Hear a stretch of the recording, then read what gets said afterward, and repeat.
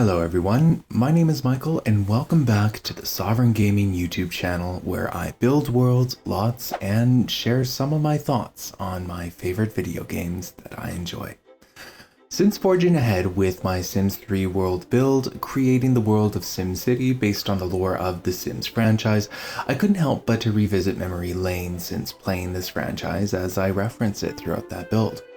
And yes, I am indeed one of those players that played the Sims franchise starting with The Sims 1 back in the 90s with dial-up internet and everything, so I feel kind of like an expert in this field, or at least I feel like a loyal fan and player. Anyways, I got to thinking about which games and which expansion packs have had the most impact on my playing experience, as well as the playing experience for other players. And now I think it's time to review and rank The Sims 1 and its franchise's expansion packs since its release in 1999. As I review each game and expansion pack for The Sims 1, I will be looking at the following criteria and scoring it out of 10 based on my opinion and playing experience. The criteria for scoring includes the concept, gameplay features, the impact on the current franchise, and the impact on future Sims franchises. So based on those scores, I'm gonna throw each of these games and expansion packs on a tier list that I created.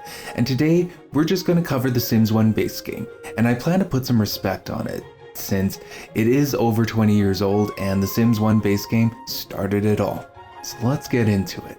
Back in the days of dial-up internet and Windows 98, the Sims 1 base game hit shelves in 1999, giving PC players a chance to play a life simulation game never seen before in the video game marketplace. As a kid, I was always intrigued about seeing The Sims in its video game case in the stores of Walmart, I suppose, and I also knew back then, when I did pick it up, that my life would be changed forever, and here I am, I suppose. And I guess I was right. You see, the concept of the Sims 1 base game appealed to many kinds of players back then. Even at inception, the Sims 1 still managed to attract players of all genders, and a key reason why is that the Sims 1 was one of the first games on the marketplace to bring a life simulation gameplay into the age of technology with its shiny new graphics back then, and people were hooked. When it comes to the concept of The Sims 1's base game, I would easily give it a 10 out of 10 as it forged the way for The Sims 1's franchise to grow from and for future franchises as well. After all, when you are releasing sequels, those sequels should be superior to the predecessors, and that's why I'm giving it a 10 out of 10, because without The Sims 1's base game being successful, there would be no expansion packs, Sims 2, Sims 3, and Sims 4.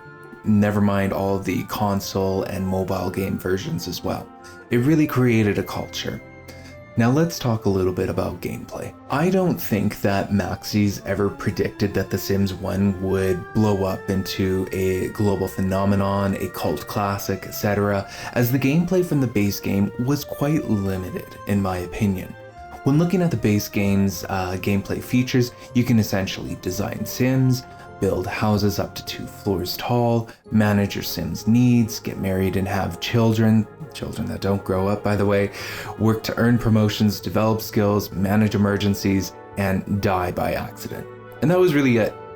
The Create a Sim tool in The Sims 1 really lacked a lot of sim customization options. Essentially, every sim looked the same and had the same clothes unless you downloaded custom content, which I will touch upon a little bit later. There's really not too much to say about the Create a Sim features here since it was very bare bones for what we are used to now. It's not like players were raving about the Create a Sim feature in The Sims 1 unless they were talking about some content that they had downloaded. Furthermore, you really couldn't change your Sims looks in the game after you had designed them in the Create a Sim tool, if I remember correctly, so you were essentially stuck with the same outfit for life once it was assigned. Where The Sims 1 really shines, in my opinion, is the build and buy mode. And so this was one of the only games where you can design a lot with ease due to the ease of use offered by the UX and UI of the game back in the 90s. Although you could only build up to 2 floors, as a player, you were actually offered a lot of creativity and a really great sandbox to just kind of build out of. Outside of the create a sim and build mode, the base game really leaned on the fact that it was the only game out in the marketplace that offered a life simulation gaming experience using 3D graphics at the time. The reason that I say that is because the gameplay in the live mode was very pragmatic, and not in a good way. Besides getting your sim married and having a kid that usually grows up with a permanent party hat, there was really nothing else to do with your sims outside of maxing out their skills and job levels. Although I do want to be fair, and as we are in 2023, looking back, it would be very easy to criticize the lack of live mode gameplay in The Sims 1's base game. If I take this game back to 1999, the gameplay would hold up against other games being released at that time. So with that said, I want to be fair by both applying a 1999 lens and a 2023 lens to the game, and I would actually give the gameplay a 7 out of 10 for a score. Moving on to my next set of criteria here, when looking at the impact on the current franchise, meaning the rest of the Sims 1's franchise up until Making Magic, I kind of feel like Maxis really didn't understand that they had such a gem in their hands in terms of video gaming culture. And the reason that I say this is that the base game's live mode gameplay felt a little empty. I remember as a kid running out of things to do and getting bored with the base game and eventually the franchise. This is what gaming companies actually don't want. Rather, they want to retain players' attention via getting them to play their video games. However, the influence on the rest of the Sims 1's franchise was certainly impactful because the Sims 1 base game provided a really strong set of bones for the franchise to grow from.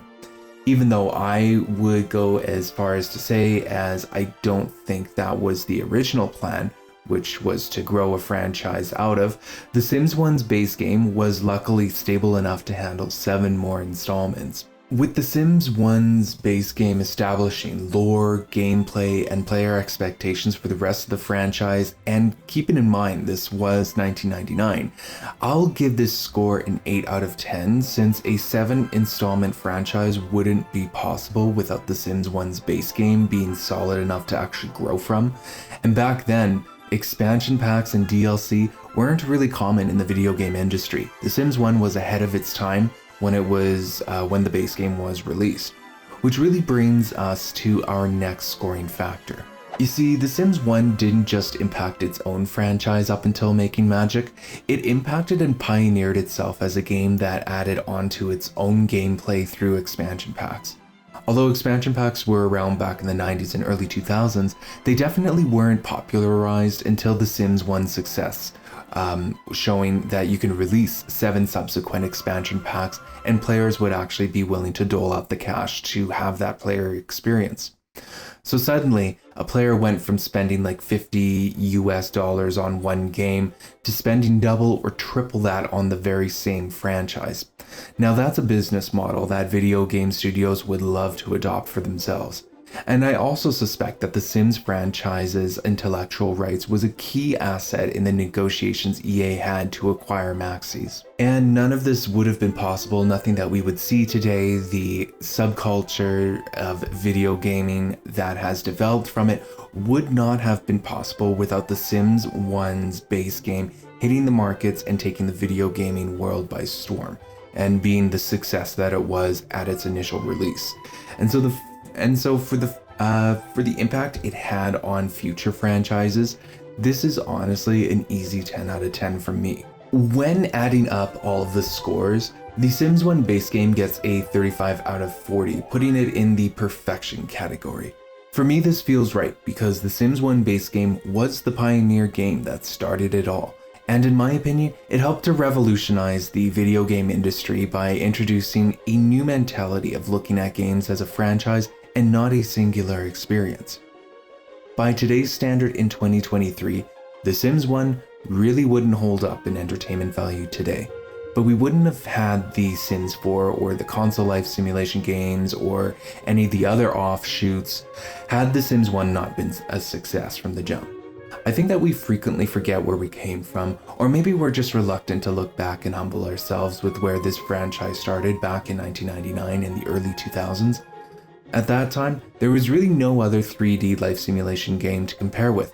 Rather, The Sims 1's base game had to forge its own path and to really make a name for itself.